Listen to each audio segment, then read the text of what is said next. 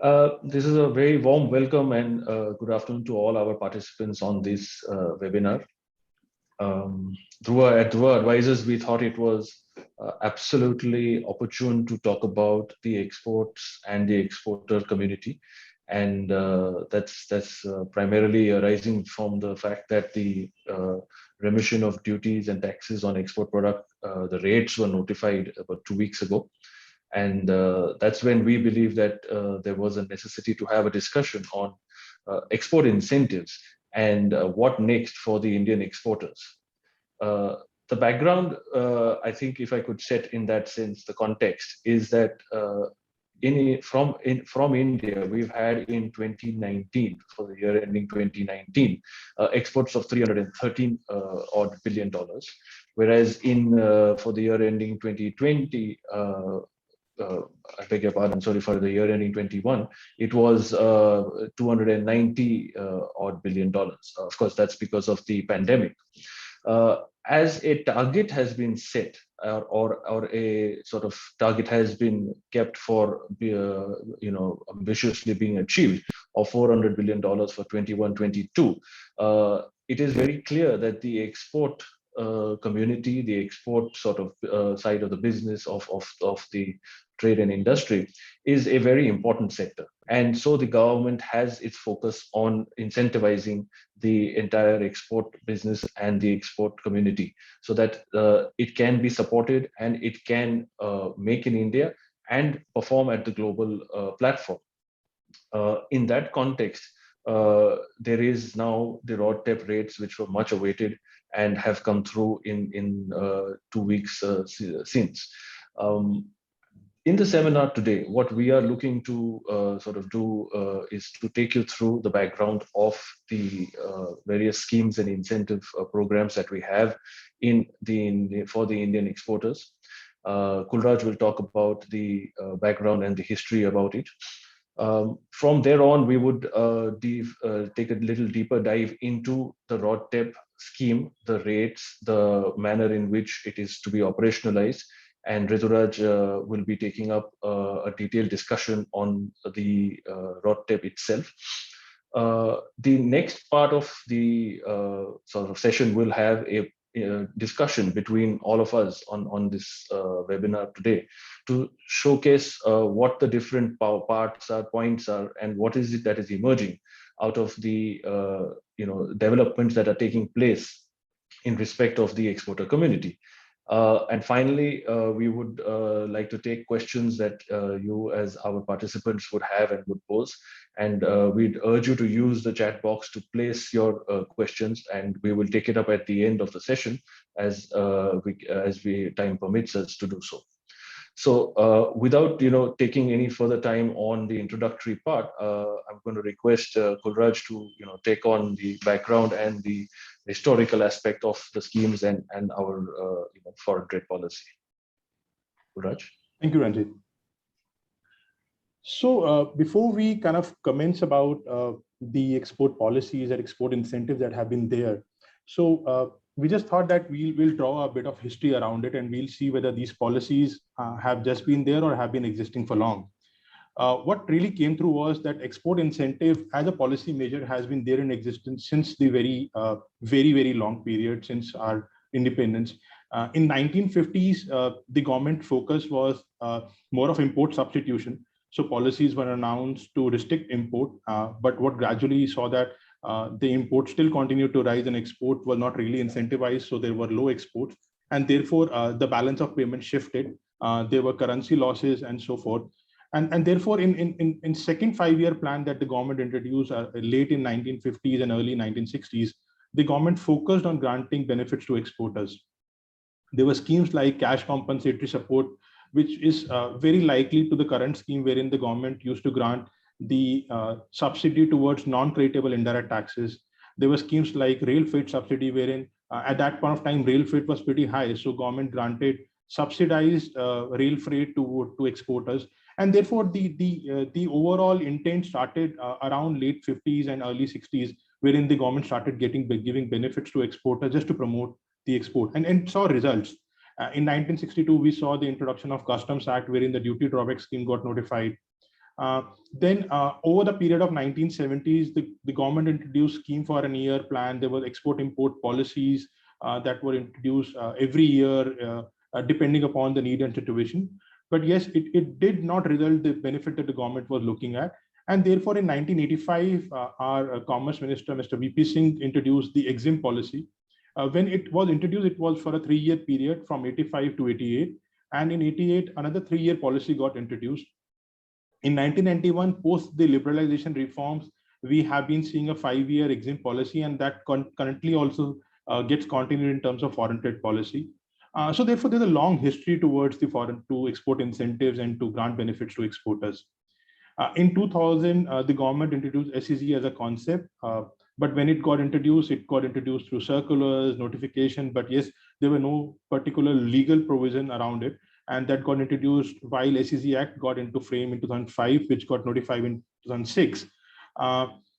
From then, currently we are being served with foreign trade policy, which is operational and which provides for export schemes like MEIS, SEIS, advanced license, and so on. The foreign trade policy, which is the foreign trade policy 2021, which is 2020 to 2026 or 21 to 26, is awaited. As per the recent news, India is poised to get the foreign trade policy in October 2021. There have been instructions and there have been discussions with the industry people at large. Representations have been sought, and we believe that this is a realistic time and date that for a new foreign trade policy comes into picture. Next slide, please. So before getting into further details, let's understand what kind of export incentives we have currently. MEIS was an export incentive till last year. In the benefit, used to get a transferable scrip of the FOB value of export goods. The only condition being there that the currency has to be foreign exchange, the realization has to be in foreign exchange. Likewise, MEIS for goods, SEIS as a scheme was for services. So it used to grant a transferable scrip to all exporter of services, subject to the condition that the realization happens in the foreign exchange. We had schemes of advanced license, which is advanced authorization scheme, and duty-free import advanced authorization DFIS scheme, which granted or which grants benefits of customs duty exemption on import of inputs on a duty-free basis, subject to fulfilling a specific export requirement. There has to be a minimum value addition to both the scheme, and export obligation has to be fulfilled. Duty drawback since 1962 still remains a scheme to count for. It grants a benefit of cash incentive on FOB value of export goods. The benefit is in lieu of the customs duty that get consumed in the export goods. We have EPCG scheme, which provides for duty-free import of capital goods subject to an export obligation gets fulfilled. The schemes of SEZ currently, which is very important scheme, is there. SEZ has for off late has got a light because the direct tax benefit have been taken away, but still the scheme is pretty robust and sound because it grants benefit to all duties. It grants exemption from GST, it grants exemption from import duties. So therefore it's a free tax zone. A condition of positive NFE has to be there. And off late, as per the recent news, the government is trying to waive off the positive NFE condition or provide certain liberties to it. That's also in the news. EUU happens to be still a scheme which provides a duty-free import of import and capital goods. Under EUU, it's a deemed export transaction, so you get GST refund also in the entire scheme of things. So overall, the scheme structure that currently is pretty sound and pretty good. MEIS has off late been replaced by ROTAP, which we'll be discussing in slides to come. Next slide, please. So while these benefits have been in existence, there was an important development that happened later in 19. In 2018 March, the USA filed for a request of consultation with WTO, challenging the export subsidies granted by India. And it meant that the export subsidies were against the subsidies and countervailing measure agreement, which India is party to. There were two allegations primarily raised. One was that all the benefits of MEIS, EUUs are contingent upon export performance, which is prohibited under the SCM. There was an allegation that the SCM allowed a duty-free exemption or a remission on inputs which are contained in the exported good, but not capital goods. And therefore, EPCG was also held to be violative. Post the request for consultation, a panel was formed to settle the dispute. And in October 19, the panel opined that that all these schemes, which is MEIS, SEZ, EOU, EPCG, are violative of SCM, while India gave its argument to say that these are prescribed as per the SCM, and India being a country which is which is not a developed country and underdeveloped country, so therefore the benefit should be there. But yes, panel recommended ultimately that the schemes are violative only because India has passed away the exemption clause, so it cannot grant any benefit which is violative of SCM, and therefore it gave a suggestion for India to withdraw these subsidies. In November 19, India had appealed to the appellate body and the WTO. At this stage, no appellate body has been formed, so no hearing and no further developments on this part. But yes, the WTO ruling had an impact on the entire incentive scheme flow which India was granting. The government was made to rethink because either be a challenge or not, but these kind of challenges and a failure do have an impact on overall the perception in the market, the perception that the India grants benefit. So the Indian government become cognizant about granting these benefits any future. As a result of WTO ruling, next slide, please. The government has been planning to realign its export incentive scheme. There's an RODTEP that got introduced, MEIS, in replacing MEIS from 1st of January, which was majorly a result of WTO, and RODTEP has been made in compliance with WTO, which we shall detail out in next slides. The government in earlier scheme had the objective to provide benefits towards the infrastructure inefficiencies that happen in India. The objective has got redefined to say that we will provide reimbursement towards the tax cost.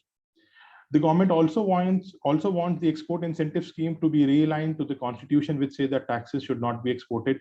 So again, to objective that all tax cost will be reimbursed. There is a news that the new foreign trade policy is being deferred because of the WTO ruling, because government wants to realign the entire scheme network, entire incentive network. It surely will be a thing to see how the new FTP emerges out. But yes, all said and done, just to summarize, that export incentive scheme is not a new thing that happens to be on the foray. It has been there in existence for long. The government has been providing incentive in some shape or the other. Because of WTO ruling, government is made to realign and rethink about the strategies, and we are seeing a lot of changes in the entire segment, RODTEP being the first of them. With that introduction, we'll get to our first poll question. Can our poll question be raised, please? The first poll question is, when the RODTEP got introduced, there was a committee that was formed, and the committee sought our data on the export, on the duties and taxes which became a part of the export products. So the first question is, did you as participants provided the data to the government for determination of RODTEP rates? The answer would be yes or no, so you can have your choices, and please provide your answers.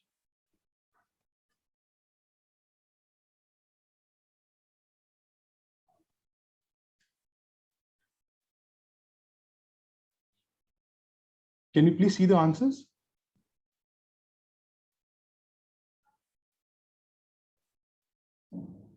Okay, to a lot of surprise, 66% of you had mentioned that they did not provide the details to the government, and therefore the results could be an outcome of what government has chosen to be in terms of the rates. That leads us to an important observation, and we'll cover in the later part of our discussion. I'll now hand over the presentation to Ruturaj, who will talk about the RODTEP scheme and further detailing about it. Good afternoon, everyone. Before we move to understand what are the features and benefits provided under the RODTEP scheme, let us spend a couple of minutes on the journey of RODTEP from its announcement. This scheme, as we know, was announced back in September 2019, which is nearly 2 years before it got notified. After the scheme was announced, a committee, a 3-member committee was formed consisting of Mr. G.K. Pillai, who was a ex-government secretary, Mr. Parande, who was an ex-CBC member, and Mr. Gautam Rai, who was Commissioner of Customs and Excise. The main responsibility of this RODTEP committee was to determine the rates of benefit that should be given under the RODTEP scheme. Soon after formation, this committee called for data from various export promotion councils, from trade and industry bodies, and from chambers of commerce. And mainly what they wanted to understand is what are the details of duties, taxes, and levies which are not getting refunded or which are not currently rebated and hence are becoming a part of export product cost. This data, which was sought for or called for by the RoDTEP committee, was essentially the basis for determining the coverage, or more importantly, the rates of benefits provided under RoDTEP scheme. Thereafter, in December last year, in December 2020, the government came up with a press release and announced that this scheme will be effective 1st of January 2021. And it also gave some procedural, high-level procedural guidelines. And now, finally, on 17th of August, we have seen the notification of the scheme, wherein the rates of benefits offered under RoDTEP scheme and other procedural aspects have been provided in form of a guideline. Now, let us understand or reflect on the basic premise of the scheme. As we heard in the background, this scheme has come, or this scheme has been conceived at a backdrop of an international dispute where the benefit or incentives provided by Indian government were questioned. So the scheme tries to strike a balance between supporting the exporters at the same time.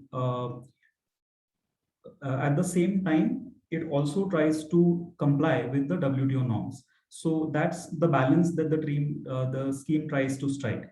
Now, that's why the objective of the scheme is to give a rebate or a refund of unrebated duties, taxes, levies, which could be at the central level, state level, or local level for that matter. Therefore, it is more of a rebate scheme than an incentive scheme like a MEI scheme, what we had in past. Now, if we see the duties which are sought to be covered or sought to be rebated as a part of RoDTEP scheme, they include duties like VAT on fuel, excise duty on fuel, which could be used for power generation or which could be used in the manufacturing process, duties on electricity, taxes which could be in form of stamp duty or other taxes which are paid on the export documentation, Mandi tax, which is typically applicable on agro products, on actual products. And also, interestingly, the scheme envisages to cover uncreditable portions of CGST, SGST, IGST, and cess for that matter. If we see the template or the format in which the data was called for by the RoDTEP committee, we would see that typically, specifically these details of duties which are not rebated were called for from the exporters and which essentially became the basis for determination of the rates. So with this background, now we can move to the key features of the scheme to understand what are the nitty-gritties of the scheme. The scheme, as we know, is effective 1st January 2021. The rebate under the scheme will be provided in form of a percentage of FOB value of exports with a value cap for per product. Also, for some of the products, the benefit will be provided in form of a fixed amount or a fixed quantum per product. So that's how the benefit will be provided. This benefit will be provided in form of a duty paid duty script or rather electronic script, which can be used for payment of basic custom duty. Also, the script can be freely transferred to other importers, like it was there in case of MEIs. The exporters who are desirous of claiming exemption or claiming the benefit under RoDTEP scheme are required to make their intention clear at the time of filing shipping bill. This was in fact announced way back in December 2020, saying that anyone who is exporting from 1st Jan and is intending to claim benefit under RoDTEP has to make the declaration clear. Apart from this, one more important point about the RoDTEP scheme administration is that this scheme is expected to be an end-to-end digitalized process. So right from applying for the scheme, managing of the scripts, transfer of the scripts, all of that will happen on an IceGate portal. So it will be in an electronic format. As far as the process of filing the application or the timelines for filing of application are something which we expect to be announced by CBIC. But what process has been laid out as of now is that step one, every exporter will first have to create a registration on the IceGate portal, if not already created, a login on the IceGate portal. After that, there is a tab on which you can create your ledger account in which these scripts can be generated. So creation of a ledger account is a step which is required to be taken. Thereafter, at each export, at the time of filing each shipping bill, the intention of claiming benefit under ROTTEP has to be clarified and has to be ticked. Thereafter, once EGM is filed and once that export is processed, at the customs backend, the customs authorities will generate a scroll basis the value of export, and those scrolls will be available on the IceGate portal. Thereafter, what the exporters are supposed to do is log into the portal, select scrolls, and then generate a script. This is a broad process which has been announced, but we'll have to wait for more details and specifics, which will be announced by CBIC shortly. Now, having seen how we have to claim the benefit or what form of benefit we are going to get, let us spend some time on the rate landscape. That what are the rates of benefit that we are getting under ROTTEP scheme. Now, first of all, the scheme covers a total of 8,555 products. If you look at the list, it covers 8,555 products. Most of the products are covered under a category where the benefit will be provided in form of a percentage of FOB value. So if you see 8,400 odd products are covered under that category where a percentage has been prescribed, whereas a select 138 products will get a benefit in form of a fixed amount. So for instance, a motor vehicle which is not operated on petrol will get a fixed amount of 12,500 as a benefit of ROTTEP scheme, irrespective of what is the FOB value of export. Similarly, a motor vehicle which is on electric motor will get a benefit of 8,000 rupees, irrespective of what is the value of export or FOB value of export. Now, coming to the products which are under rates as a percentage of FOB value, the percent range is right from 0.01% to 4.3%. But if we look at actual distribution of these products, more than or close to 75% of the products will fall under the range of 0.01% to 1% category, which is the lowest category. Then again, about 25% of the products will fall under the 1 to 2.7 rate bracket. About 2% of the products will fall under the 3 to 4% category. And only about 2 to 3% of the products will fall under the highest rate category, which is 4.3%, which are typically agricultural or agro-based products. Now, if I look at the rates and if we simply make a comparison with MEIS, one can clearly see that most of the products which were getting benefits under MEIS at, let's say, 3 to 5% will be beneficiary of a rate of less than 1%. So at a rate level, the rates of benefit offered under ROTTEP are clearly on a lower side compared to MEIS. Not only this, if we look at the exclusion list, that's also something which the exporter fraternity is not very happy with. The ROTTEP scheme has come along with, in a way, a long list of exclusion. The exclusion category can be divided into two parts. One is sectors and another is transactions. Now, if we look at the list of the 8,555 products, we would note that products belonging to certain sectors like chemicals, pharma, steel are completely absent in that list. So these sectors, so to say, have not been included in the ROTTEP scheme. That is as far as the sector goes. Now, large types of transactions or exports are also excluded from the ROTTEP scheme, which is an important point to note.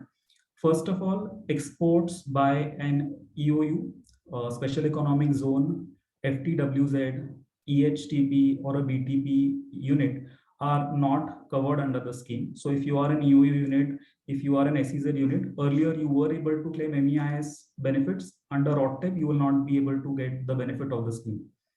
Another surprising, so to say, an entry in exclusion is the mover unit. Most of you may be aware that mover is a flagship program of the Indian Customs, which is designed to incentivize the manufacturing activity within India, wherein the units covered under the scheme get benefit in form of a deferral of duties on inputs as well as capital goods. So any unit which is covered under a mover scheme will not be able to get benefit of RODTEP scheme. Also, a very large category of exports, which is exports against advance authorization, DFIA, export against special advance authorization, have also been excluded from the beneficiary list.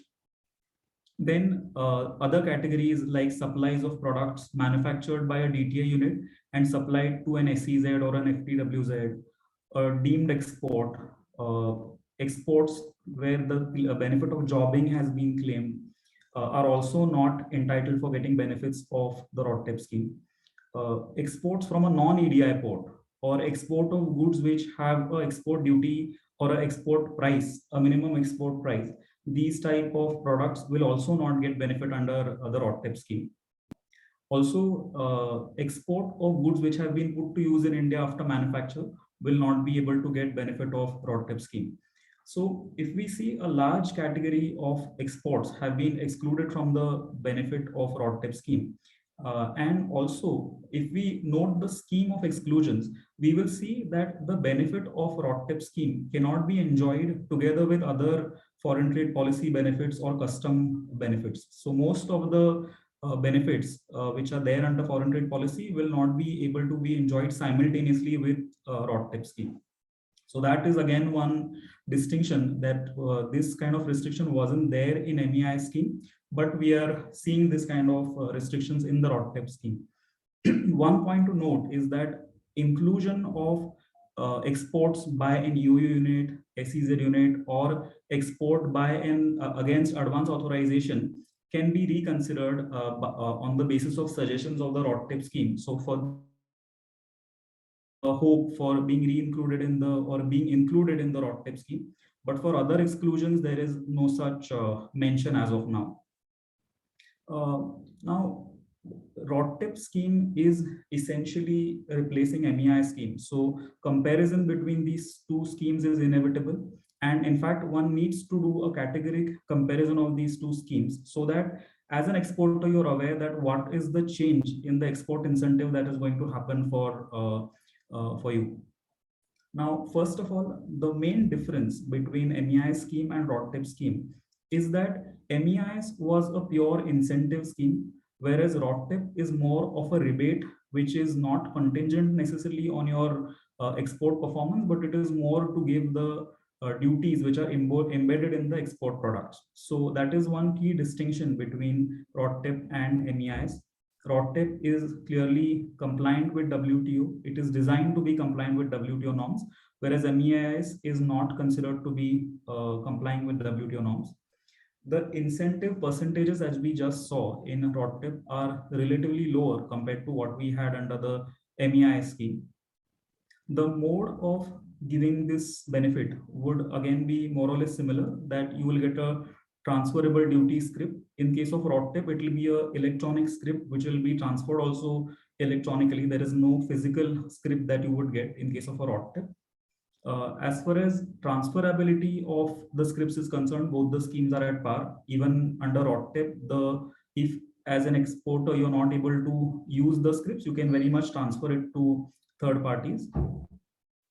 Now coming into the product coverage. As far as product coverage is concerned, RODTEP schemes scores well or better than the MEI scheme, because the number of products which are covered under RODTEP scheme are, as we looked at, is about 8,500. Whereas in MEIS, it was close to 5,000 products which were covered. Exclusions, as we saw, the list was long enough. The exclusions under RODTEP are fairly large compared to what we had in MEIS. There were not many exclusions in MEIS scheme. Another area of concern, so to say, or dissatisfaction among the exporters is the amount of allocation that has happened to the RODTEP scheme. So if we see for the year 2021, the amount of allocation that has been done for RODTEP scheme is about 12,454 CR. Whereas if we see last few years, the year-on-year outgo of the government for MEI scheme was close to 40,000 crore. So clearly the kitty or the benefit kitty for exporters has gone down substantially, which is one key distinction between what we have vis-a-vis what we had earlier. And another important distinction is the possibility of clubbing or enjoying simultaneous benefits is not there in case of ROTTIP for most of the cases. And in MEIs, that kind of restriction wasn't there. So with this, I think now that we have seen what are the key features and key limitations of the ROTTIP scheme, we now come to our second poll question. Can we come to the poll question, please?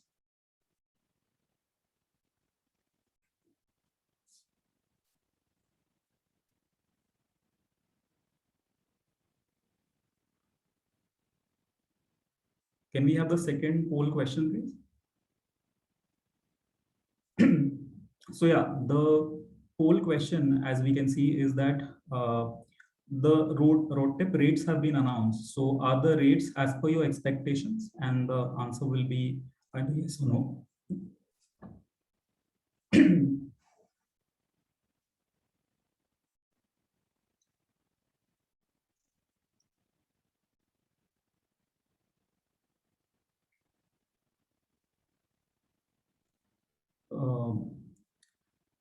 This, I would clearly say, is a representation of what we are seeing in the industry. 95% of the participants believe that the rates are not as per expectations, and that we still have 5% of the people who believe that the rates are according to the expectations. So that's, I would say, is a representation of what we are seeing in the industry.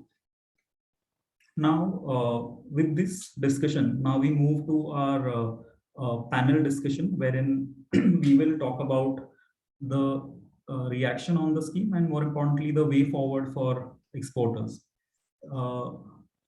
Firstly, Ranjit, you have very closely observed the ROTTIP scheme right from inception, and now we have the final notification and final outcome. What is your overall take on the scheme as such? Rituraj, I think you made a very important point there. I've seen it closely, and I think the fact underlying is that it's been quite a while in the making. And although I would say it's delayed, it is nonetheless welcome. There is, of course, some disappointment in the context of coverage. There is some disappointment in the context of the rate, as the poll question just revealed. But I think maybe those are initial teething problems, or maybe these are initial days.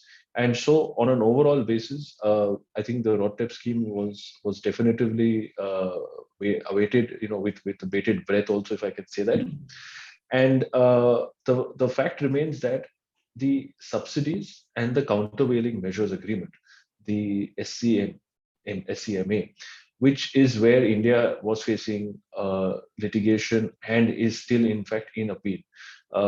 With the ROTTIP scheme, we have looked to overcome that problem, and I think we have put that behind us. And now we are focused on incentivizing the exporter community in the right manner. So overall, I think it all looks good, and it can only look up from here, is what I would like to say. Okay.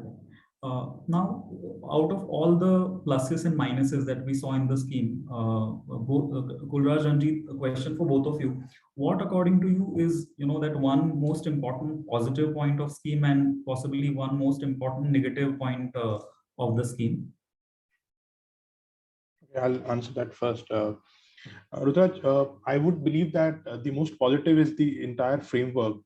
It's a digital framework, so everything happens online. So how the guidance note has been that the government will, the customs department will issue a scroll, which is a normal scroll when the shipping bill gets generated. And on the basis of the scroll, that you will get to know the benefit that is due to you. And there's an electronic credit ledger that gets open in the government portal. So everything is automated. While I would say that MEIS was also automated, but still there was some level of discussions around getting further details. Here in this case, everything flows from the shipping bill itself. There is no separate declaration that you would need to make each time, no separate application that you would need to file. So I would believe that the entire structure happens to be, because it's a digital structure, because the government wants it to be hassle-free, is the most positive to it. Negative, I would say that while you would see the ROTTIP notification, it says that it has a budgetary allocation to it. Now, this year is 12,454 crores, as you rightly mentioned. If next year or if this year the incentive total quantum that is applied for happens to be more than 12,400 crores, the government will still restrict the benefit to 12,400 crores, and henceforth the entire incentive will get reduced proportionately to every exporter. Now that's the negative, and the scheme also says that there is no going to be any accrual or to the next year, or there could not be any contingent liability for the RODTEP benefit. So therefore, that's the major negative. While what one stage the government said that we want exports to be promoted, and they're looking for a significant increase in export. If the exports gets promoted, this quantum will look a lot less, and therefore what the exporters could finally get in the kitty is a lot more lower than the rate that is also prescribed. So that I would see that if you are promoting export, a cap as to the total budgetary allocation should not have been there. That is what I feel the negative is all about. Okay, Ranjit, what is your most important positive and negative? So I do believe that the positive side of it is that we now have the scheme with us, and really that's the first positive I will look at. But yeah, overall, as Gulraj was also just outlining, there is a greater deal of operational simplicity. I think gone are the days when you will have a heavy duty amount of paperwork, a heavy duty amount of trips to the DGFT's office. This is all sought to be automated electronic in the electronic format, and essentially the word that the scheme the guidelines use is digitization. And we are all moving towards a digital economy, and this is just one more thing that the government is doing in that direction. So on an operational level, and given the digitization that it's looking to achieve, I think that's a positive. It will also eliminate a lot of improper activities that may sometimes happen in the context of these schemes. It cannot, of course, eliminate it altogether, but I do believe that it will have a better grip on sort of keeping that away. From a negative aspect of the entire scheme, and how I see it sort of panning out, is the exclusions, is the abeyance that has been sort of brought in. Okay, now why the exclusions have been cast in some context, for example, an EOU unit. Why should an EOU have kept out? Conceptually, it's as operating in the same manner as a person operates in the DTA. So that's come without seemingly enough and sufficient reason and rationale. And I think all of the exclusions and even the abeyance, they are, for example, the advance authorization are going to be cases for abeyance, and we don't know when the government will announce that. That, to my mind, is a negative aspect of the scheme on an overall basis. Now, while we have seen the scheme, we've seen what it contains, what are its negative points, its limitations, also the positive points. Now, what according to you is the way forward, or what is it that the exporter fraternity need to do at this stage after this announcement of RODTEP scheme? So I did also notice that there are some questions around sort of this very point that you have mentioned, which is, what are the shortcomings, and therefore overall, what are the next steps and the action points going forward? Some questions around that as well, and I will try to sort of address them in the next couple of minutes as I set an outline of what are the next steps potentially that are possible. Our analysis in this case has to be possibly put down into maybe four baskets to make it simpler to convey the message that we want. The first of those baskets is the case of those parties which have a rate by which they are dissatisfied. So I believe I should have a rate of 3.5%, whereas I've been given something like a 2.5%. Now, it's a pure issue of maybe data being put across to the RODTEP committee, and it being explained and showcased as to why the 3.5 is deserving and why the 2.5 is inadequate. And I think the fact remains that, as we saw in the poll question, a lot of participants, and therefore I would take it as a representative sample of the exporter community, did not provide information, did not provide data to the ROTEP committee. And so without that, they possibly went on some estimation. And I think I dare say that at some level, the government representatives have also gone out and made a comment, an observation that when we ask you for data, why aren't we seeing it? You're not able to provide us that information. So we will make our best, estimate and therefore guesstimate and put across a rate. In that way, we have to go back as a exporter class and say that this is the situation where the rates are inadequate, and it's a simple situation of having the data in fact being made available and made known, on the basis of which I do believe that the ROTEP committee would be able to understand, appreciate, and therefore set right the particular rate. I'm not able to comment on the timeline that one may see that happen, but clearly it's subject to the budgetary constraint. It is very much possible. Therefore, as you would see on the top left, banner box, that the need for filing these representations with the Ministry of Commerce, the DGFT, and essentially the ROTEP committee to look at a change in that rate. Okay, it has to be backed by facts. I don't think I can emphasize that enough. The next set of players or exporters that are impacted, and I think in this case they are adversely impacted, is the sectors or the businesses which have not been brought and notified in the annexure, and they've been given a rate. So, for example, pharmaceutical products, iron and steel products, cement in some case, and chemicals have been kept out of that rate list. Now, somewhere in the news, as we would all read, there is a belief that these sectors, these areas are doing reasonably well, and they don't possibly need any further support and anything in terms of a so-called incentivization. Okay, it's not an incentivization, but I'm using that word. And in that context, the affected parties are going to have to maybe go back and explain to the ROTEP committee, which is looking at the rates, to say there is a fact that we operate in the same manner as any of the other sectors. In our cases as well, there is enough embedded costs in terms of whether it is the cess on the coal that I pay, or it is any of the electricity duty elements that I have, or it is the stamp duty in the export documentation. And these are just some of the illustrations on the top of the list. And explain and therefore demonstrate that there is a equality between these sectors, which is the pharma, iron and steel, cement, chemical, etc., and the other sort of players and operators of different businesses. And so make the point out that there has been a improper sort of classification in this situation to provide for a no rate for these players. And in that context, I'd like to take a minute to further explain that there possibly then, after having filed a representation, after having gone through the motions on that front, look at the option of moving the High Court in a repetition, for the reason that you're looking at a case where there is intelligible differentia as to yes or no, and whether the objectives of the act which are sought to be made and that distinction which has been cast, whether that has a rational relationship with the objectives of the scheme.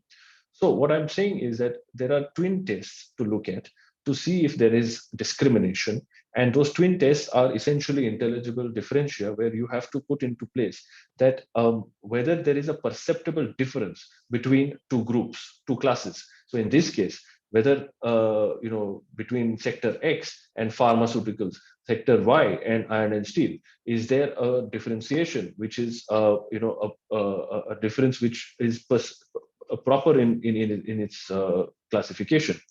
And the second thing is that how are you looking at the objective of the scheme overall, and why is it from that objective's point of view, which is to refund and offset the taxes that are not offset otherwise, why is it that is not to be done, or that is not something to be achieved in the case of pharma, cement, chemicals? So that then becomes a twofold test to look at, and that's been laid down by the Supreme Court. And to satisfy that, to bring that onto the table ultimately, and therefore sort of showcase to the High Court that there has been a discrimination, and therefore sort of bring the reliefs out from a court directive, a court order. Now, while I've said that, I would like to, sort of caveat it also by saying that in matters of taxation, in matters of fiscal laws, there is a great deal of latitude that is given to the government, to the legislature. So it's not that, we will be able to very easily walk into a high court with a writ petition and make that distinction. It's going to be based on hard facts. It's going to be based on data and numbers. And it will have to be, something that the court would have to be convinced with before we can see reliefs on that front. The next basket, as you can see on the screen, is the case of ineligible transactions, where you are exports from a custom bonded area. For example, if someone has opted into the mover scheme, he would not be able to or entitled to enjoy this benefit. Or someone who's operating out of a non-EDI port. Why is that excluded? There seems to be no, sound rationale that I can, sort of come up with as to why that has been done. And so this is another case where, firstly, a representation should be looked at with the RoDTEP committee, because that discrimination is not sitting. It's not sitting logically well. There is, of course, depending on the sort of, the pain point that is felt in that context, writ petition also, which I think should be evaluated based on the same points of discrimination and whether the intelligible differential tests have been met. It's an area certainly worth exploring, because the benefit being denied is, as I like to, believe, without sound, thought, though I may be wrong on that front. The next category, and the last category which I would talk about, is those which have been kept in abeyance. Now, it seems to me, and I'm saying this just as a matter of how I see it, is that the EOUs, the ACZs, for that matter, even the advance authorization holders, have been kept out for a period of time. And it's possibly just linked to the fact that funds may not be available readily to sort of disperse into the system. So therefore, this is kept in some sort of an abeyance. Now, while it's kept in abeyance, I think that's an unfair treatment of this particular class. And so it's important a representation be shot off immediately again to the RoDTEP committee, because as this RoDTEP committee exists, it's their job to sort of consider all these facts and issues and look at bringing it in for the purposes of giving the beneficiation. In any case, the guidelines have very clearly said that they're going to give us a deadline in terms of which this particular set of exporters would be able to enjoy the benefits. The question is, why are they expected to wait? Why the differentiation and them having to wait and say that even 8 and now 9 months down the line, I have been declaring that I want to be, enjoying the RoDTEP benefit, but I'm still having to sit and wait, and I don't know what the fate will be. So to that extent, a clear, persuasive representation is also, I think, in order. If that's falling on deaf ears, perhaps an enforcement may have to be looked at from the route of a writ petition. I don't think that should be ruled out even in this case. Yeah, so summing up, these are the set of action points, next steps that the variety of the exporter classes could look at from their point of view. Yeah, so there are quite a few steps which are there, and the way forward is seems longer for the ones which are ineligible. But now coming to Kulraj, do you think that for exporters who are eligible, are there any must-dos? Are there any specific actions that they have to take tangibly so that they don't miss out on the benefit of scheme? Certainly, Ruturaj, there are certain benefits, and we've presented in form of a slide for everyone to look at. The first, we believe that all the exporters must relook into the classification, because it's an 8-digit classification as per the rates review. So whether a classification happens to be right is a determinative of the fact whether what kind of benefit are we gonna get. So that's first, and that's very important. The second part that the government has been emphasizing from day one is make appropriate declaration in the shipping bill. Otherwise, the benefit could be denied. So we must relook that we have been making proper declarations, because once the scroll gets generated, there could be issues that of inappropriate declaration and so on. So therefore, there could be backend for the customs department, which we must avoid.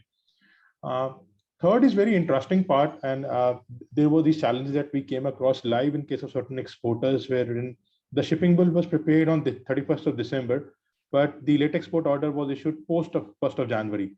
So therefore, whether ROTTEP benefit will be granted or they will enjoy MEIS is something that the government has not clarified as yet. So also transition issues, whatever is there, it's necessary that we take up with the customs department.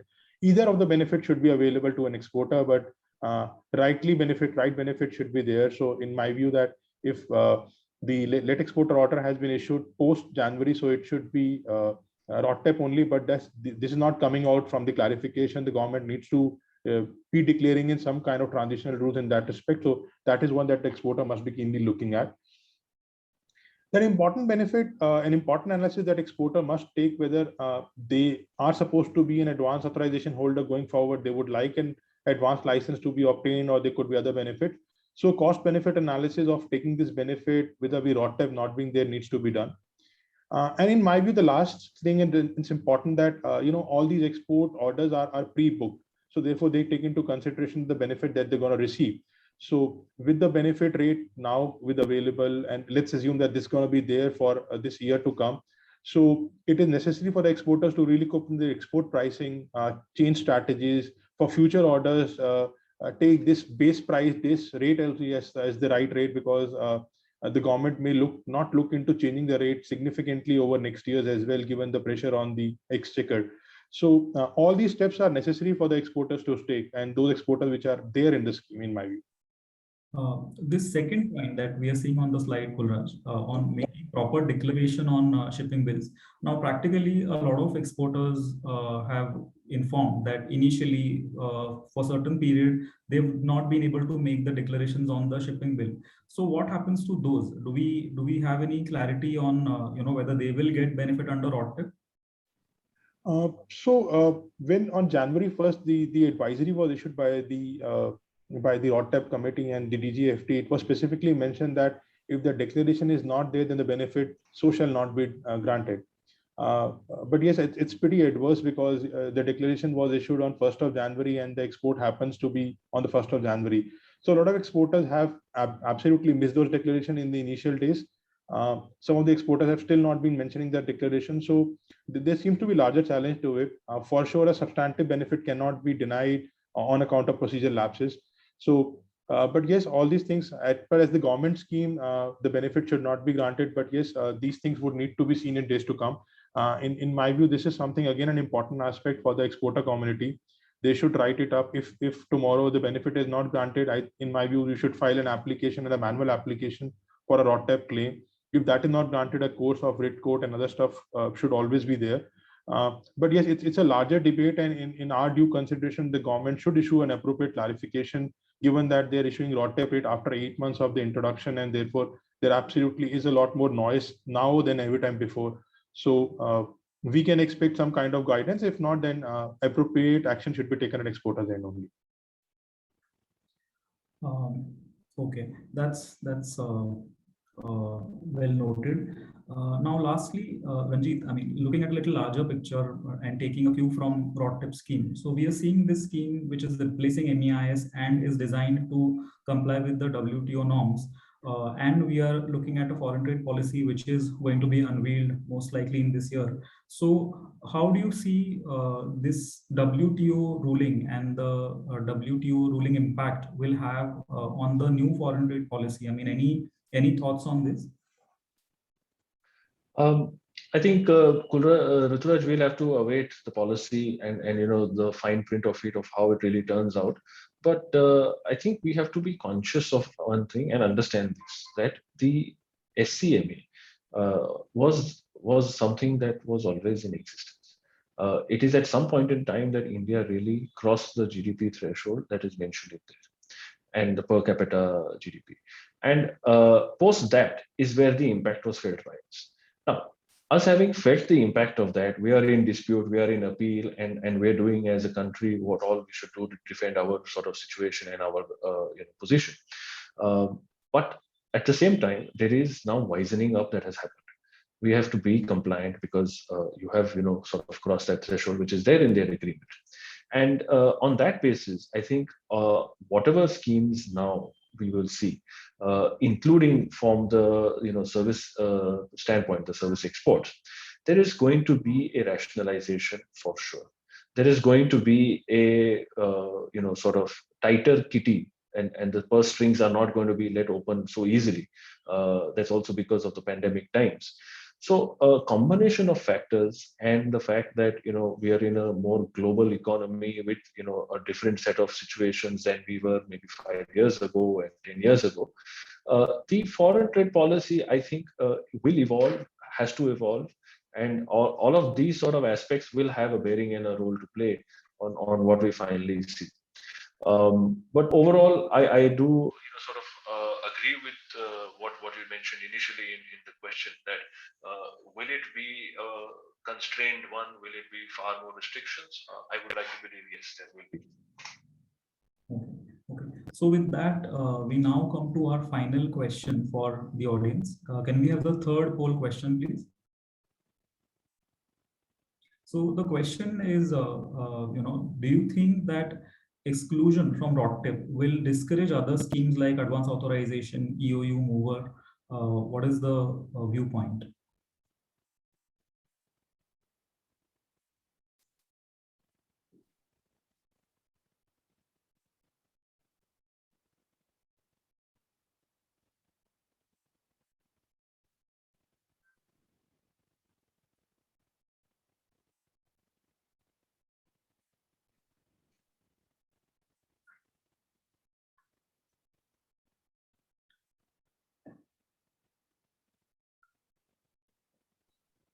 Can we have the result of the poll? Oh, so it's a split almost. So there's no clear thought process, or there's no clear trend as such. 50%, 51% believe that no, it wouldn't really discourage going to other schemes. Ranjit, what do you think on this? What is your view? That do you see people not going in for advance authorization EOU now that RODTEP is not eligible for them? What is your view on this? Rituraj, I think it's a very factual and a complex question, in the sense that there is not a one size fits all. Okay, situations and businesses will have to be looking at the objectives that they are set up with. What is the mix of exports that they have? What is the capital expansion that they are looking at? And what is the local procurement versus the imported procurement? All of these are parameters that will have to be looked at to come to a sort of decision in their own case and facts as to whether it makes sense to be in a particular scheme or in B particular scheme, or if wherever it's possible to look at a combination of schemes. So for example, a DTA operator may today sitting in the domestic tariff area look at, for the purposes of capital goods, the EPCG, and as you can see on the grid, it's got a green box there to showcase that that's permissible for a DTA operator, and simultaneously can also look at a duty drawback for the customs duties that he would have had paid on the imports that is made by this particular exporter. At the same time, he would also be able to enjoy the GST refund as is provided for in the GST law. To that extent, there is no overlap between the RODTEP and the GST law as well. And finally, he will have the RODTEP benefit as well. Now, if you ask me, you put this as a combination, it's a fairly compelling situation for someone to evaluate and see what is the sort of benefit, and I'm saying benefit in a slightly loose, elastic way. What is the sort of refund or payback that I'm getting from the government with each of these particular schemes? And if I'm in each of these particular schemes as a DTA operator, I may be sitting on a reasonable amount that comes back to me on a ongoing basis. If you now look at that, then why would I be really concerned with saying I want to operate in as a mover registered entity or as an export oriented unit, especially when an export oriented unit is not even going to enjoy income tax benefits. So it's going to be a play where you will have to look at a set of your own facts, a set of your own objectives, and what your compelling parameters are, and on that basis a decision making can be done. I'm not going to be able to very easily conclude whether there is going to be a downtrend in the resort to the advance authorization, because if you are now in advance authorization, it's kept in abeyance, and so you are not going to get the RODTEP rate for that purpose. It's going to be a very difficult one to sort of pin down and answer in a specific way. I think it's each business will have to pick up and make an evaluation, and time will tell how it really turns out. Yeah. Now we'll move to the Q&A, but before that, Ranjit, Kulraj, what would you think will be your quick concluding sort of comment on the scheme as a whole? I mean, just a quick comment on, and then we'll move to the Q&A. Currently, in New Delhi, it's 20.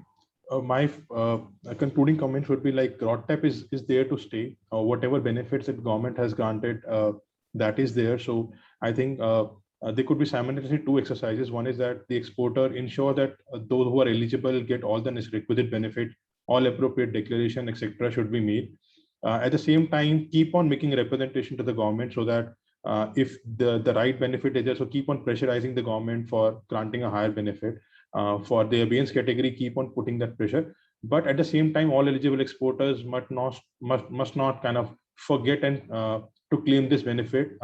That should be in my concluding thought. And the scheme is gonna be there, and the scheme is gonna stay. So let us take the best use of it. Yeah. Ranjit, what do you think is your remark on this? So Rituraj, I think overall I look at this with a very positive sort of a mindset and outlook, that this is a scheme meant to refund and remit the taxes which are not creditable, and therefore to that extent it is here to stay. To the possible feasibility that government is able to expand the GST base to bring in petrol products, to bring in maybe electricity duty, for example. And to that extent, maybe there may be tinkering with the rates that RODTEP provides for. But as Kulraj just mentioned a moment ago, it is here to stay, because there will be a lot of items which are not conceptually looked to be brought into the GST net. For example, Mandi tax in the scheme of our constitution, it's going to remain there. And if that's going to be the case, RODTEP is here to stay.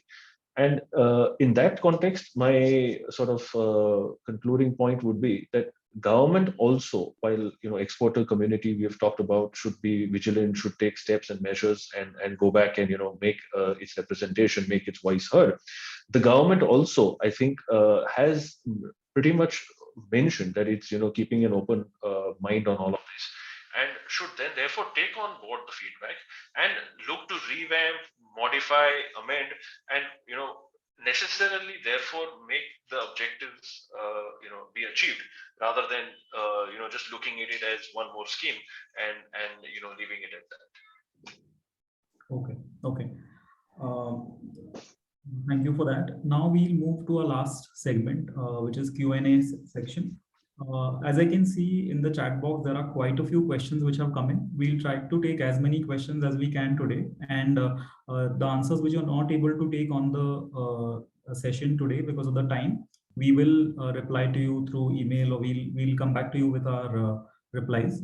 The first question, and I think it's very important, is from one of the excluded categories. The question is that a product is under 7325 and it's not included in the current list of benefits, and the company is in the verge of making a representation.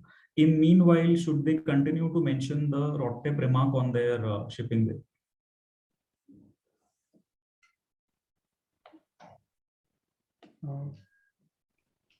So Ruturaj, I'll try answering that up. In my view, it's actually a tricky one, because at this stage, the government has not really provided and clarified that what happens to such a scenario. We can, if we are not taking any other benefit, there's no harm to mention it up, because if we are taking advanced license, then for sure we cannot. But if we are not under any scheme, that let's continue to mention that up. And at the same time, let's continue to put the pressure on the government to grant this benefit and granted benefit from a retrospective date. If they do, then we are in a win-win situation. If not, then we are not losing anything at this stage. Right, right. Another common question which is there, and I don't think we really have an answer to that as of now, which is when the government will start disbursing the RODTEP benefit. I don't think as of now we don't really have a date for it. What is expected is that CBIC will be shortly coming out with the details of the timelines of filing application. So it should be soon, but as of now we don't really have a date on when the disbursement will start. The next question is about the company is exporter of e-bicycles, and it shows only 0.9% of RODTEP compared to earlier benefits. So what is the way forward for them? I think it's pretty much covered about what you mentioned, Ranjit, but do you want to quickly give a capsule answer to this? Yeah, it's a case for a representation to be put out to the RODTEP committee, so that explaining why 0.9% is inadequate or not really meeting the numbers and amount which is not creditable, and explain that with the set of facts and documentation that you can to support yourself, and therefore showcase how 2% earlier was supportive, was the proper incentive number, and that should be reinstated in some way or the other. One common question which I'm seeing from many participants is that while they did submit their inputs, they did give the data relating to the duties which are not getting rebated, etc., including some of them from the steel sector. They're saying that our data looks like it's completely ignored, and it's what has come out in the print is not essentially aligned with what data was provided. So it's not really a question, but this seems to be a common concerns across exporters, that while they did provide the right data, it hasn't really materialized into what they expected. Any comments on this? Yeah, Ruturaj, I'll maybe make one comment that I think there's always going to be a slip between the cup and the lip. The data that was presented, was it explained? How was it put across?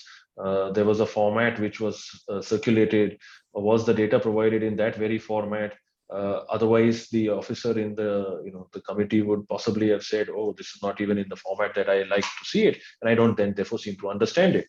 And that then brings me to the sort of action point that you may have is you need to go back there, need to go and explain that how the data was presented already, what it actually has and contains, and then what is the gap that we are looking at. That's going to be the set of efforts which is going to have to commonly take place, in going back to the RODTEP committee, and I dare say in the weeks to come, they're possibly going to get flooded with a lot of sort of paperwork and documents and emails, just basically putting this very simple things on the table. Yeah. One very important question which I can see on the screen is that is the RODTEP scheme likely to carry forward our ledger balance to the next year? And if so, how many years it will be carried forward on our account? I think it's a very important question. Gulraj, would you like to take that? Yeah. So if the benefit is given to you, the scroll gets generated. I think this is your money, your credit balance. So there should not be any time restriction to it. You either may utilize it, you may transfer it, and it will keep on overlapping year on year. Should not be a concern. It's like your normal SENVIT balances that's there in GST, which you call it ECL, electronic credit ledger. So it will like balance in that, which should not get lapsed. Right.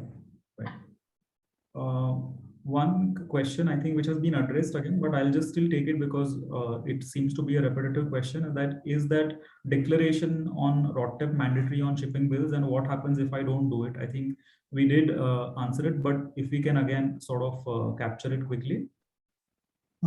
Yeah, I'll do that. Declaration is absolutely mandatory. As per the government advisory, if the declaration is not there, then the benefit is not so granted, because everything moves in a tech format. So your shipping bill declaration will lead to a scroll that gets generated in the customs, and ultimately that will only reflect in the credit ledger balance. So if not done, as we mentioned earlier, that we must make a adequate representation to the custom authorities giving declaration of shipping bills that we have been doing and we want to claim a RODTEP, and just wait to hear from them. And the government is also likely to come up with some kind of clarification around this. And if nothing happens, then the legal recourse always is available, because these are substantive benefit and should not be denied on account of procedural lapses. Right. I think we can take a couple of more questions. Can we take a couple of more questions, Ranjit? I think we can take another, maybe one or two, should be possible. So one question is that whether it is likely that these rates of RODTEP scheme will undergo change on a year-on-year basis. Is that a possibility? My belief and view is that it is a possibility, because budgetary constraints or budgets will also sort of change on year-on-year basis. There will of course be a resetting based on factors of inflation as well in the context of an economy. The fact also is that there will be data which will be provided which may have not been made available previously. So for a variety of reasons, I would think that on a year-on-year basis, we may see some amount of tinkering. It used to happen, of course, in the case of maybe drawback, the brand rate, and all such rates. And that sort of approach, or that sort of manner in which things are conducted by the DGFT, I would believe would continue here as well. Right. I think I'll move to the last question, which we can take today. So the last question, I think, again, is important and connected to what we have been mentioning as the way forward. The question is that what would be the platform for making representation for the sectors which have been excluded, or the transactions which have been excluded? Ranjit, would you want to take that up? Kulraj, go ahead. Okay. So as Ranjit mentioned, we had earlier mentioned that we should make a representation to the DGFT. We should make a representation to Ministry of Commerce, which is a nodal body. And there are two bodies which are directly associated with the RODTEP. One is the RODTEP committee, and one is the RODTEP policy committee, which is a new body that has been formed. I think we should reach out to all the doors possible to hit all the possible windows that we have, and let's see which gets through and which gets open for us. But I think DGFT, Ministry of Commerce, RODTEP committee are the some ones that we should immediately reach out to. Yeah, that looks like the way forward. Yeah. So I think with that, we've already crossed our timeline. I would, on behalf of everyone, want to thank all the participants. We are looking at a scheme which has not necessarily what everyone had expected, but in a pandemic battered economy, it has come as a sigh of relief, no doubt. There is quite a few actions that we saw which we will have to take for all the exporters, whether you are included, not included. So I think it is important to take a note of what we have, what is released, and then take the right way forward. So I think thank you everyone for joining the session. And for those questions which we were not able to take today, we will be reverting to you with an email, or we will connect with those participants. Thank you. Thank you. Thank you.